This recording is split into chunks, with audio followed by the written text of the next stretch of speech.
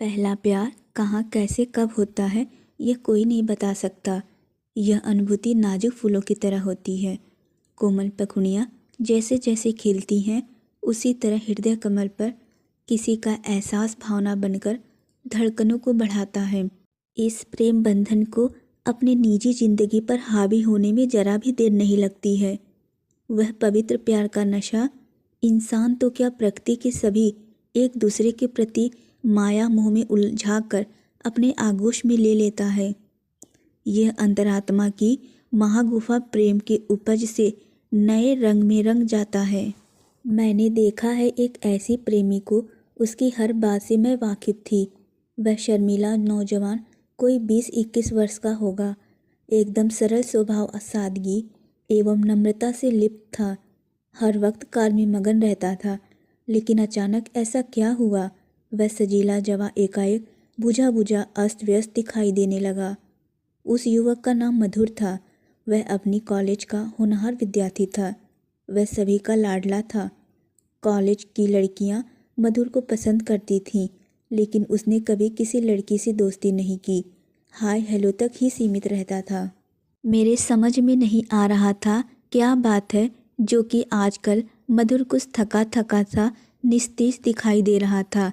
एक हवा का झोंका आया और मधुर की सारी खुशियों को उड़ा कर ले गया।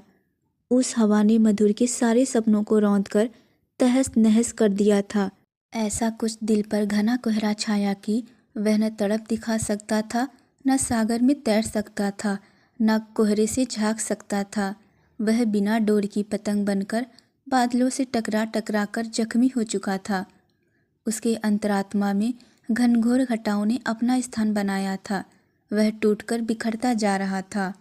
कॉलेज लाइब्रेरी में ज़्यादा से ज़्यादा समय बिताकर वह घर के लिए जा ही रहा था कि किसी लड़की से टक्कर हो गई। जैसे ही उसे मुड़कर देखा, एक लड़की की छवि वहाँ से निकलकर दूर चली गई। वह सनखड़ा देखता ही रह गया, लेकिन एक पल में कोई बहुत ही मोहक भीनी भीनी महक उसके दिल में समा गई। कुछ देर वह उस महक को अपने में भरकर वैसे ही ठहर गया, लेकिन वह कुछ इस तरह की खुशबू थी जिसे मधुर को कुछ और देर मंत्र मुग्ध विमूढ़ कर दिया था। उस हवा में भरी मधुर खुशबू मधुर की सोचने समझने की क्रिया को शिथिल कर सारी धड़कनों को जकड़ कर रह गई। जब बेहोशी टूटी तो उस खुशबू को ढूंढने लगा। वह तो वहाँ से काफुर हो गई थी। थक हार कर मधुर अपने घर पहुँच गया। वह हर दिन कॉलेज कुछ जल्दी ही चला जाता और निराशा से घिरकर घर लौटता। कई दिन बीत गए। मंजिल दूर होकर भी एक आशा का दिया हमेशा जल रहा था। और फिर एक दिन उसी महक ने मधुर को जगाया। फिर से वही महक उसके आसपास मंडराने लगी। उस नौयवना का नाम मयूरी था। वह सुंदरता की मिसाल थी। संगमरमर की तरह श्वेत खिलखिलाती मुस्कान, सुनहरे घने बाल, गुलाबी गुलाब की तरह ओठ थे। चांद भी शर्मा जाए। उसे देखकर इतनी खूबसूरत मायूरी पागलों की तरह उस महक को ढूंढ रही थी। उसे जो चाह थी वह उसका सच्चा प्यार था। खूबसूरती से उसे कोई लेना देना नहीं था। शायद उसे भी मधुर के तड़पन की आवाज़ लग गई होगी। उसे भी उस सुगंध की खोज थी। वह कई महीनों बाद गांव से लौटी थी और चातक की तरह महक सूंघते हुए उसी लाइब्रेरी में आई थी। जब दोनों का आमना सामना हुआ तो दोनों एक दूसरे की महक में खो गए। उस वक्त एहसास ने नई अंगड़ाई ली। दोनों में कोई अपरिचित नहीं था, जैसे बरसों से दोनों एक दूसरे को जानते हो। कुछ झिझक थी, वह भी प्यार भरी आंखों में खो गई। मधुर को एक नई जिंदगी मिली। मयूरी को भी जैसे अपनी मंजिल मिल गई थी। दोनों के दिल में प्रेम का सैलाब उमड़ रहा था। जब यौवन की दहलीज पर पहला प्यार होता है, कितने वादे कस्में खाई जाती हैं।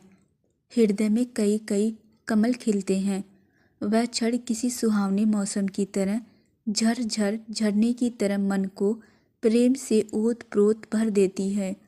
सब कुछ नया नया सा लगता है, जिसमें सिर्फ कोमल कमल खिलते हैं। बिना पिए एक नशा सा छा जाता है। सारी कायनात में अपना प्रीतम प्रिय लगता है। प्रकृति की रचना भी बड़ी निराली है, सभी को एक अनोखे बंधन में बांधे रखती है। यह प्यार का पौधा कभी नहीं मुरझाता, यह प्रेम दीवानगी भी कहलाता है। इसमें डूबने उभरने की कोई चिंता नहीं होती। यह प्रकृति की बेहतरीन सौगात है।